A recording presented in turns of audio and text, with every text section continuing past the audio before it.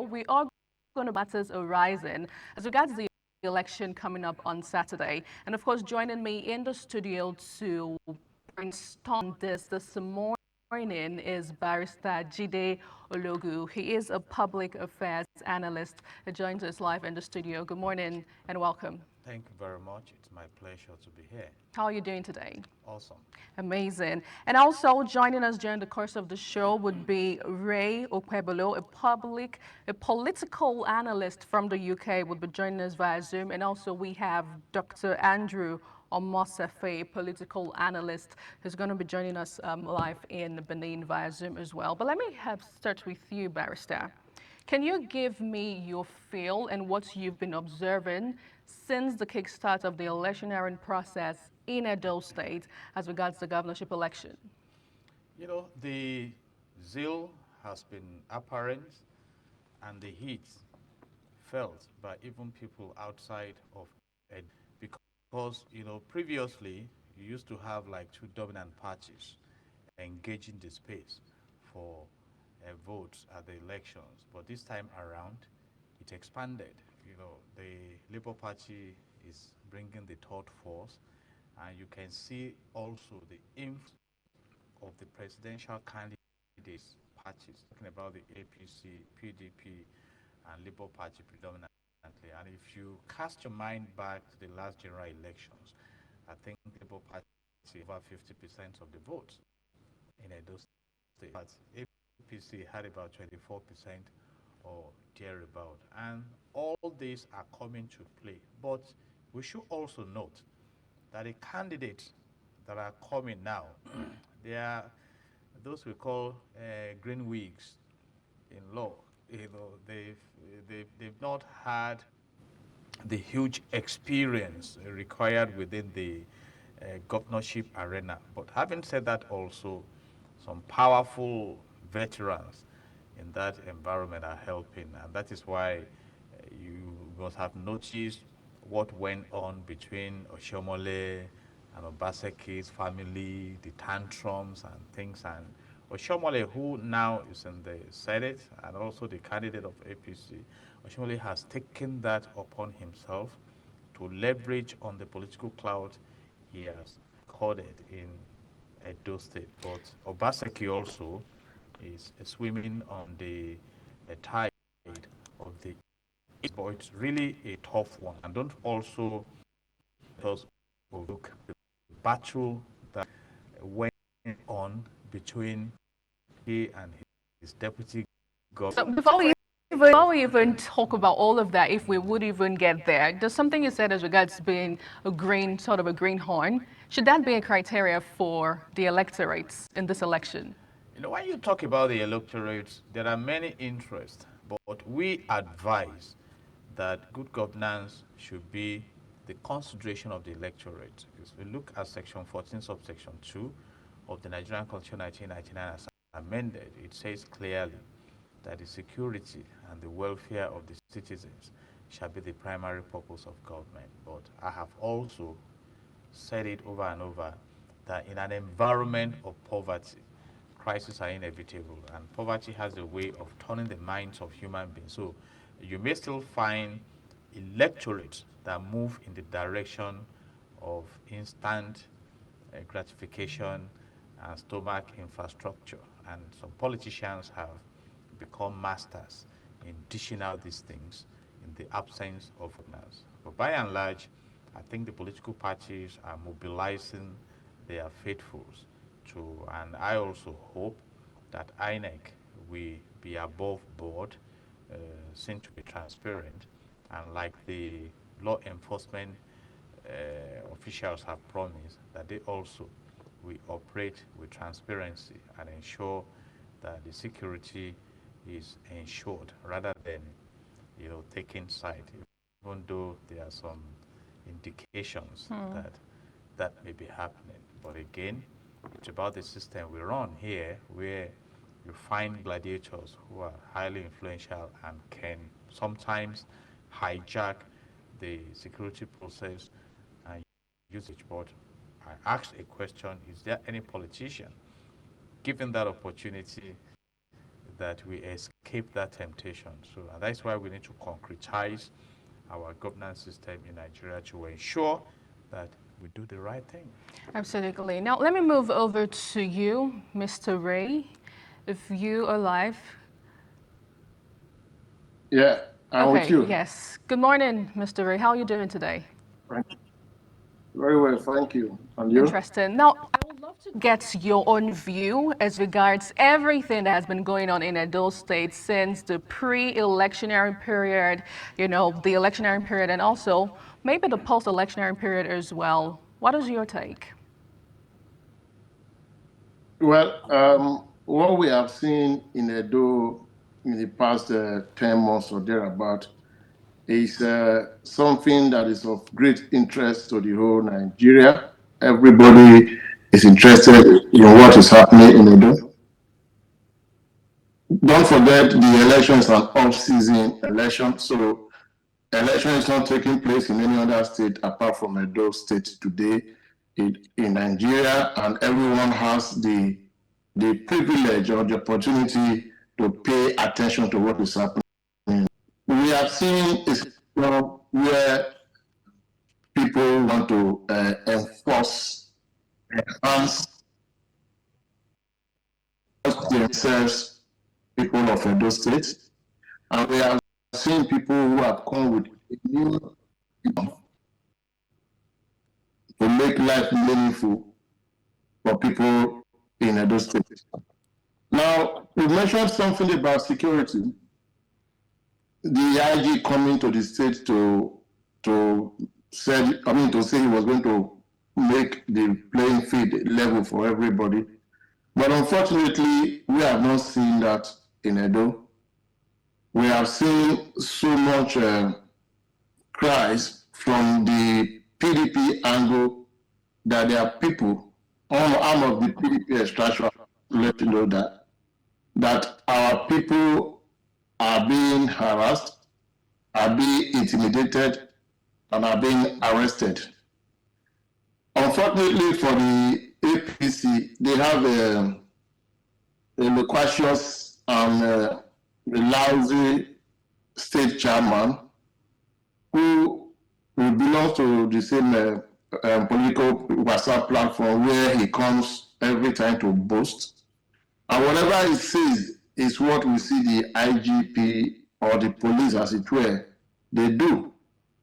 During the July 18th shooting in Benin Airport, he had come out to say that PDP people, the PDP leaders were going to be picked for that incident, that they were going to be accused, that they were going to be arrested. So much so that even those who were hundreds of miles away from Benin were being, that particular day when the incident took place, were being harassed. They were being named as culprits, as allegedly being those behind the shootings and the killing of the inspector of police who was there. And what we are saying is that if there must be an investigation in that regard, as far as that incident is concerned, to know what actually happened, those who were in that area, that vicinity when it happened, they were all on video. So many videos were flying around, and we saw people who were brandishing guns and knives and everything on that airport road that day. The PDP made their statement, they made their presentation to the police, and nobody today from that videos we've seen everywhere is being questioned or arrested by the police. But here you see a policeman, the IG of police, coming to Edo State to say that he has banned the vigilante group. Now the question people are asking, where is he deriving that power? Where did he get that power? Where did he get that power to ban an organization that was constitutionally created by law by the Edo State House of Assembly? Are you now saying that there is a state of emergency in Edo State where the police will come and suspend an existing law and begin to give orders? Okay, Mr. That is not the situation in Edo. All right, In Mr. Edo State, in Edo we have the chief security officer, who of course is the governor of the state, and the state is governed by law, by constitution. So the IG, like I said, cannot just come and begin Okay, Mr. to I'll create just his own have law. to have you hold your thought just for a moment, because as we are aware, the situation is still in court right now as we speak. So I'll love us to be a bit, careful with our responses to this particular issue, which is quite a critical one. But let me come over to you back here, Barrister GD, in the studio. Would you want to respond to what he said? Do you think the IGP has the right to do what he did as regards the disbandment of those security outfits? You know, in exercising your power, you need to check what the statute says about it, and so that it doesn't end up like being political. But let me just make reference to one of the actions or proposed actions of the IGP recently, which was the introduction of the ECMR. And lawyers came out to say you don't have the statutory authority to carry that out. And he reversed his intention. And so I would just advise that they should check the position of the law before taking some of these actions. And this also speaks to what we have been discussing, which is having state police. You see, you still find out to a large extent because the federal controls the police in Nigeria, some states struggling to find their bearing within the covering of the police. Recall the case of Governor Fubara in Rivers State, who was even complaining that he was being harassed by the police. So these are issues, and these are issues also that should concern the politicians. And I say this boldly. We have 109 senators, 360 House of Reps members in the National Assembly. What are they there for? Section 4 of the Nigerian Constitution 1999 as amended says clearly that the National Assembly shall make laws for the peace, orderliness, and good governance of Nigeria. And so and this is not the first time we are observing complaints of interfering in state affairs, subnational affairs when elections are coming. So what are we doing to prevent the recurrence of this? And again, I want to advise the Inspector General of Police respectfully and those around him that according to what a white man said, that it's better to measure 10 times and cut once than to measure once and cut 10 times. Before some actions are taken, even if you are getting order from above, go into the law and see the extent and the confines of your authority so that you are not seen to be acting in error. Yes, indeed. Now let me move over to Dr. Andrew Omosefe. What have you observed over time as regards Edo State's election? I mean, the electionary process here in Edo State. If you can hear me, Dr. Andrew. Hello, are you there? I'm afraid I can't hear you clearly. Can you come again? Yes, I would love to have your take as regards what you've observed over time towards the election.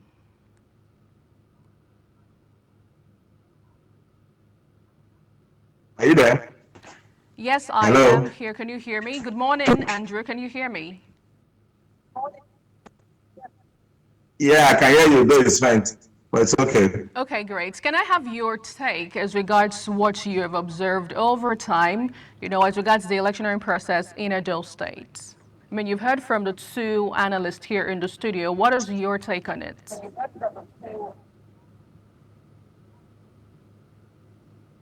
Well, if you can hear me, I'll say that so far as I'm concerned,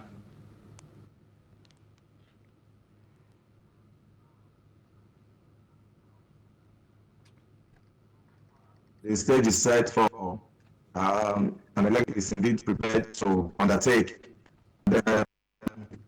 One will expect that all actors in the political,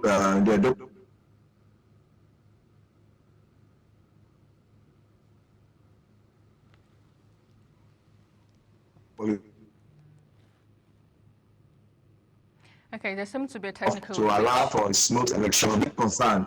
Right. about the threats, that is coming from different quarters.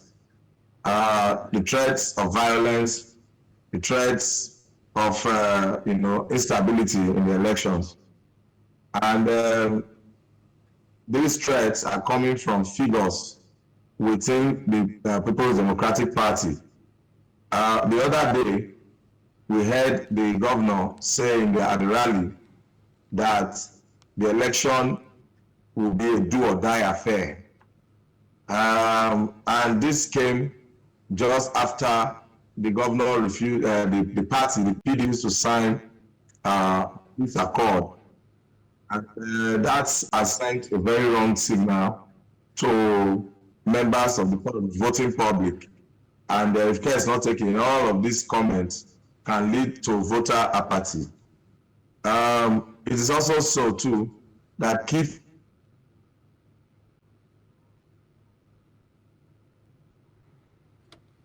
Hello, Dr. Andrew, are you there?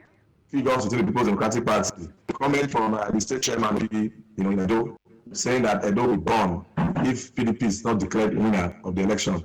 All of these, have sent palpable fears down the spines of Edo people.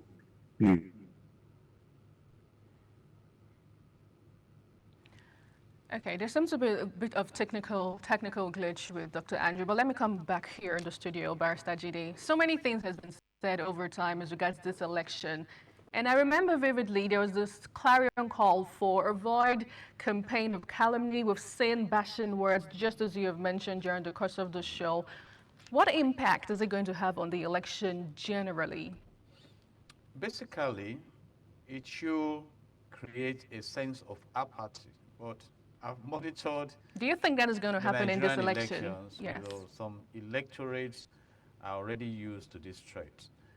Towards the 2015 election in Nigeria, a prominent personality said that if Goodluck Jonathan did not win, Nigeria will become history. And of course, it did not win, and Nigeria is still there. Towards the 2011 election, after the 2011 election, somebody spoke that if he did not win the 2015 election, he will soak the dogs and baboons in blood. And I'm speaking directly now in respect of a former president, because he won eventually. But reportedly, and by our research, some of the elements brought into the country towards that intention, they constitute the foundation of the bandits we have now. And that's why I'm advising that we go beyond politicking and focus on good governance. You see, all these threats, and even though governors enjoy immunity, when they step out of office, that immunity is gone, and they can be held accountable for what they did in office. But I did a study of the comment of Obaseki that this is a do or die, and from how it was captioned, he was addressing the party members that if they do, we will die. But then in the context of what people understand, it's like fight to finish. Whatever the case may be, in public relations, you must be careful how you communicate, not just in terms of context, but in terms of content also. Some of you could have monitored Wike. We don't even know the party Wike belongs to right now. He claims to still be in PDP. Right. Sending signals to PDP governors that he will put fire in their states. So it's not a new just thing. come out and threaten, and they get away with it. And yet within the same system, we can arrest those who are protesting for hardship, for hunger, and begin to prosecute them, alleging treason. I mean, we need to wake up. You saw what the United States of America did when Trump tried to introduce violence, and they said, no, we will not allow this at all. He desecrated the Capitol. That no, it's not about you, it's about America. We've come a long way. So when politicians just come out and threaten people and frighten people, for what? You are expected to come and serve. But again, our democracy may be such that the leaders are served, and they are not the ones serving. And that's why they become so desperate. I wish this flexing of muzzle and cross missiles that we are having, first at ensuring the citizens, so that by now Nigeria is like the third richest country in the world. So, they should be held accountable for these threats. What is do or die? But again, going back to history, Chief Olusegun Obasanjo also came out then, that this is do or die. So when leaders begin to say it's do or die, what do they mean by do or die? Yes, and then now let me move over to Ray Okwebolo. Would you want to react to some of the allegations and the comments been made by your principal? Ray, you hear me? Hello, Ray, you're there. Yes, please go ahead. Yeah, for me, the statement by Dr. Obaseki was a political statement, which was obviously misconstrued, and of course, worked to suit their purpose. The APC, what they do normally is to take issues out of context and polish to suit their purposes. What he was just talking about, the people of Edo, the PDP people know that this election is a must win for them. And if we don't win this election, politically we are gone. So we must do the needful to ensure the election is won and won square. But the truth is, we have a situation in Edo right now where the PDP are being harassed, they are being arrested by the police, which of course have made their activities in the state lopsided. Everybody knows that is what is happening. The people that have been arrested, nobody's talking about that. We have over 10 of our leaders arrested that are in Abuja, taken from Benin City Edo State to Abuja. The allegation is about they are just after holding them for about a week. Some of them is a particular young man that was taken from my community, who was taken away to Abuja for almost a month. Now the boy is still there. The allegation is that he was linked to something that happened in Benin City while he was in Uromi, that he knew nothing. So, like I said, these are issues that people in Edo are talking about. The IG of police should allow for a free, fair, and credible election in Edo State. He uses it as a duty to ensure that everybody in Edo State is protected, is allowed to go about this election free and fair. Nobody should be intimidated, nobody should be harassed. We have it on good authority that a lot of people, like about 60 of our leaders in PDP, are penciled down to be arrested, to be harassed and arrested. There is also an internet that came out that said that on election day, some of these leaders are going to be blocked in their house, they will not be allowed to come out. So when you hear stories like this coming out, you want to wonder where is the neutrality of the police force that is supposed to be getting paid by taxpayers' money of everybody in Edo State. You look at the situation right now.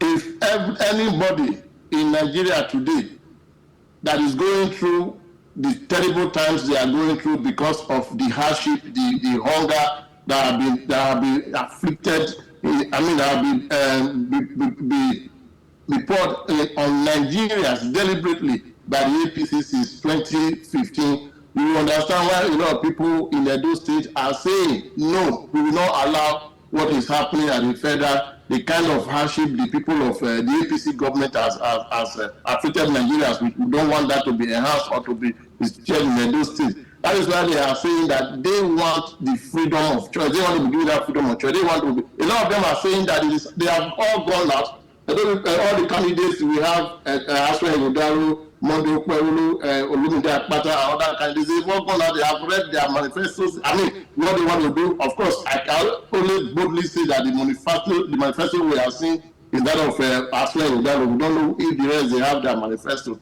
But what we are saying is that the police should be neutral. If the police are Thank you neutral in so this much. Let me election, move I over am telling you that we are going Dr. to. Andrew because of the time. We're running out of time right now. But Dr. Andrew, I'd love to get your take on it, especially as regards neutrality. And let's move over and turn our attention over to INEC, the preparedness of INEC. What role do you think INEC should play to ensure we see a level playing field for all of the parties in Edo election? Okay, thank you very much for having me. Before I answer that question, I will first of all correct an impression that Mr. Bello has, tried to create in the minds of the people.